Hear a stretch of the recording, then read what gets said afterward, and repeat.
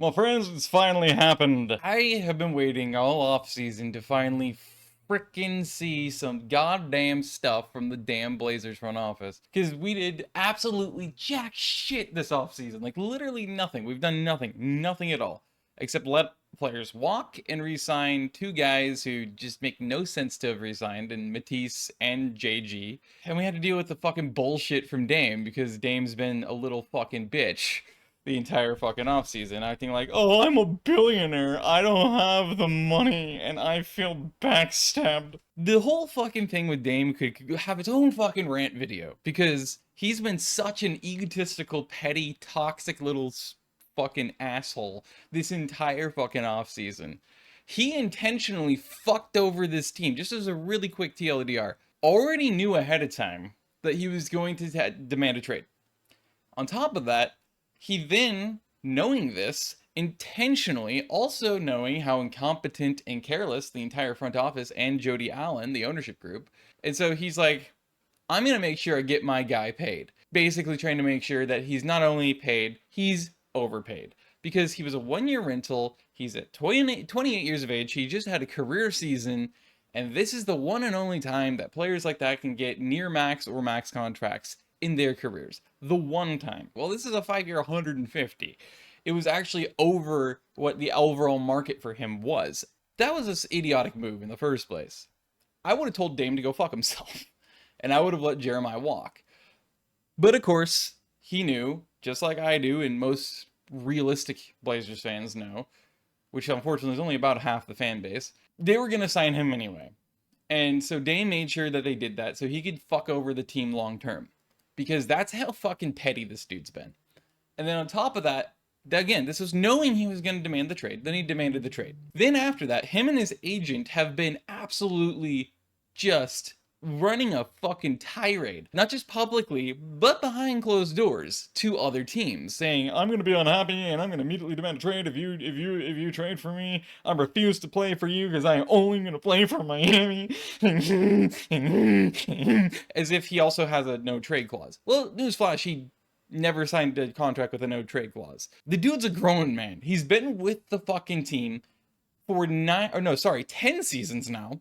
It's been 10 seasons total he's played with this fucking franchise in Portland. There is no way in hell that this dude did not know that if he signed an extension, that they were never gonna follow through on promises, and they never were gonna have the competency to build anything close to a contender around him. When he signed that contract extension, that max extension, he only did that for the money. That's the only fucking reason he did that.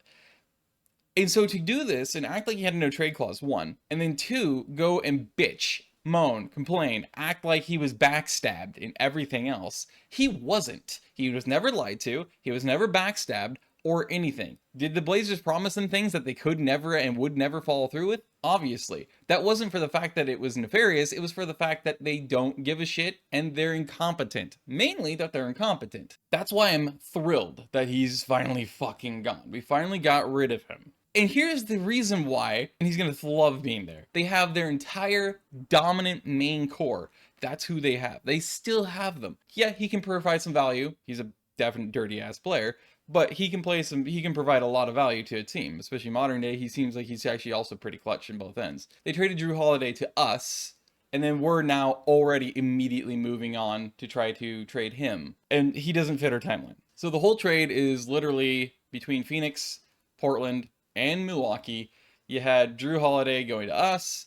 DeAndre Ayton is coming to Portland, which I pretty much knew that was like the number one guy that Portland was going to go for. Like, it was pretty obvious the entire time because he was about the only guy that not only fit our timeline, but he also is not wanted in Phoenix and he doesn't want to be in Phoenix. That's been abundantly clear for years. And so as a result, it made perfect sense to me for the last year or two that we were probably going to aim for him. There's always talk about Miles Turner. Didn't make sense to me, especially considering I would rather have DeAndre Ayton than I would have Miles Turner. It might not sound great in terms of like the various analytics, but I guarantee, because DeAndre has proven it. When he's confident and when he has a team that is focused around making sure they really incorporate him well and that he is a part of their future and everything, he gets his confidence back and he knows how to play and play well. on both ends, but especially offensively. So it's going to be very, very cool to be able to see that. And again, he fits our timeline because he's very young. He's still very young. So being able to have him there is going to be really freaking cool.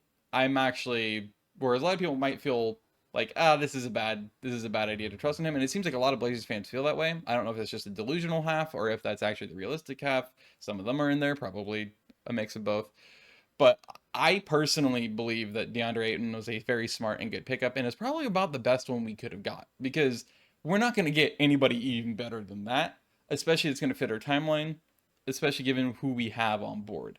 So picking up DeAndre Ayton made perfect freaking sense. There's this guy called Toumani Camara.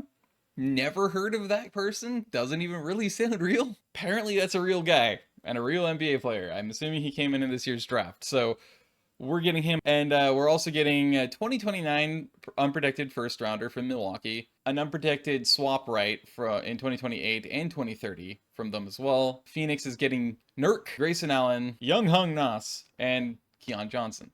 Now, one thing I want to point out is the amount of players that Phoenix is bringing in right now actually doesn't make any sense until you realize, again, training camp starts in 3 days. It starts on October the 1st.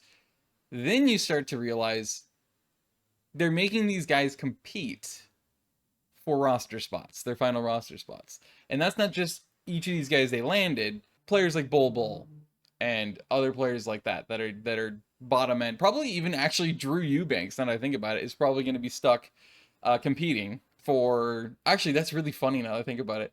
So they signed Jrue Eubanks, former Blazer. Now they traded for Nas, Keon, and Nurk. That's an interesting one. I wonder if that's coincidental or if that's intentional. That's very interesting. So they have 4 Blazers players that, well, were the Blazers through this offseason until now. That's extremely interesting. I mean, they have a lot of players, an excessive amount. So now they gotta have their competition going on. In fact, actually, I wouldn't be surprised if this is over even the 18 you're allowed to bring into training camp. And so they're probably going to waive Keon. And clearly it seems like we're going to try to keep Ant. That is Anthony Simons. Because there's a lot of people that get mad when you say Ant. And they're like, who are you talking about? You guys don't have Anthony Edwards. He's the only Ant. There's going to be only one. Well, there's 2. So. Oh, yeah. Also, our Ant came into the league a year prior to your Ant, Minnesota. I want to see him gone, but for the moment, this is super exciting.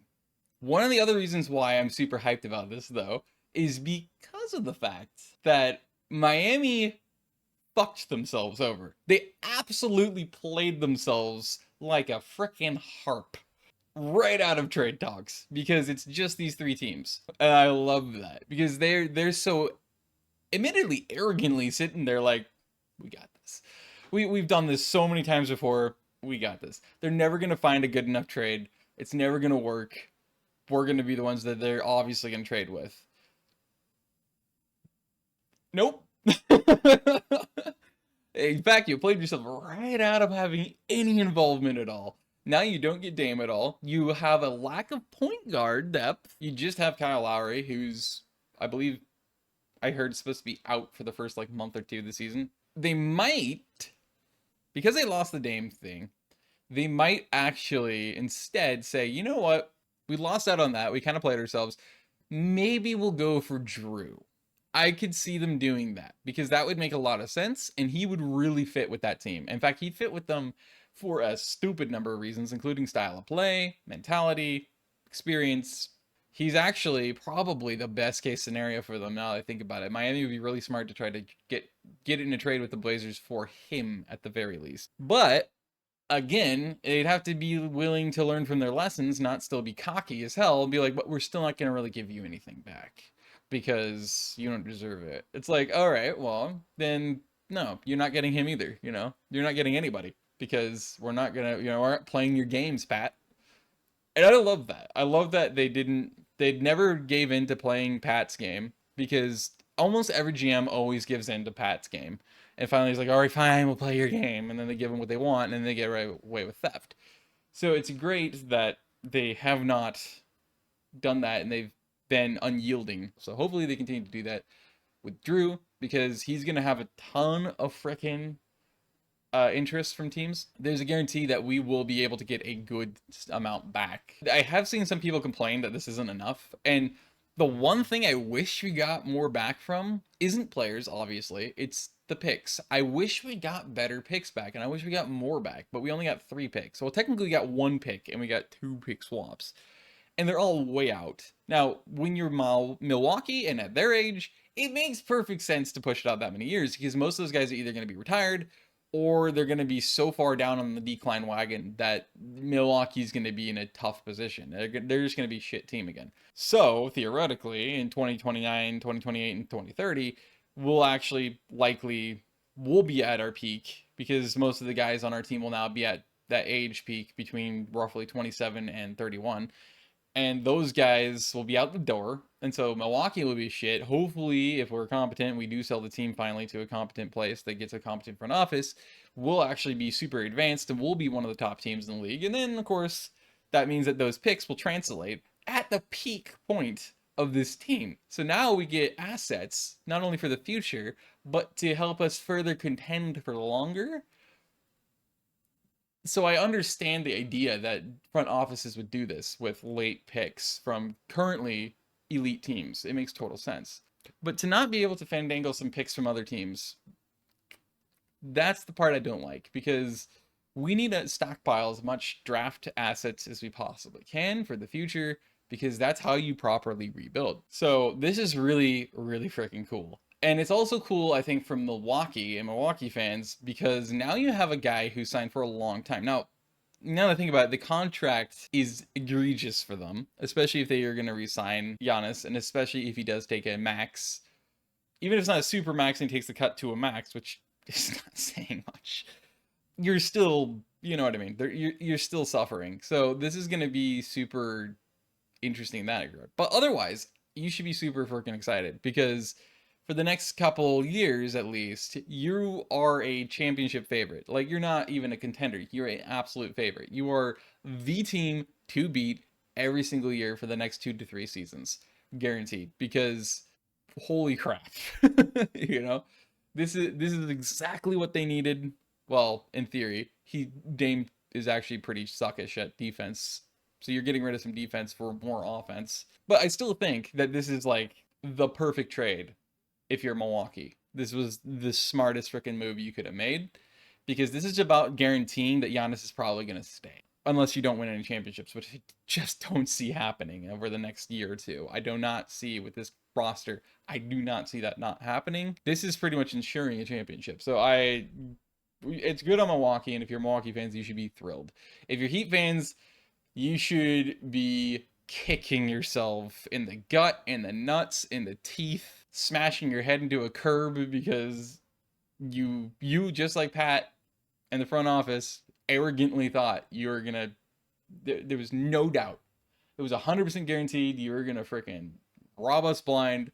Nobody was gonna do a deal that was gonna be remotely good enough or better than what you could offer, and you lied to yourself. You played yourself. Not that you aren't already still a championship contender, because you are, but you created this situation and you made this bed for yourself. Now you have to sleep in it. You have to own it.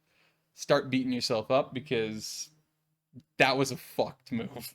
You fucked yourselves. Congratulations. And if you're Blazers fans, again, we have a stupidly uncaring, incompetent front office. We also have a really uncaring and incompetent, unknowledgeable ownership group that refuses to sell the fucking team for some stupid reason, which is infuriating. So understandably, we know that this team is so incompetently ran that we have little, if not any trust. I have no trust at all in this team, and where they're, able to like properly actually do what they're supposed to be doing. I have to give the credit where due. This was a fucking brilliant trade, even by the Blazers. I think that this was one of the smartest and one of the best trades they could have made. And I am all freaking about it. And I am excited to watch the young guys this year just learn and grow and play their minds out right now. This is going to be really fun.